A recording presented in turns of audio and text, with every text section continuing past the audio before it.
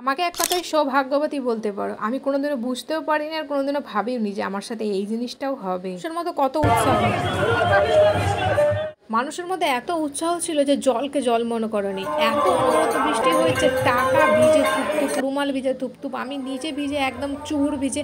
মোবাইলের দোকানে মানে মোবাইলের জন্য খুব টেনশন হচ্ছিল, তাও আমি জলে পুরো ভিজেছি। একটা দোকানে গিয়ে একটা প্যাকেট নিয়ে মোবাইলটা ভরে রেখেছিলাম, ফোনে হাত দিচ্ছি তো পুরো হ্যাং করছে, মোবাইল কাঁপছে, কোনো কিছু খুলছিল না। কিন্তু এর শেষে যে নাচ করতে করতে এরকম ভিজতে ভিজতে এসেছি, তার মধ্যে একটা আলাদাই ভক্তি ছিল সবার মনে। তারপরে যে ভক্তি সহকারে সবার ডান্স জলে ছিলই। আমরা দাঁড়িয়েছিলাম রথের পাশে কিছু না কিছু পাবো বলে।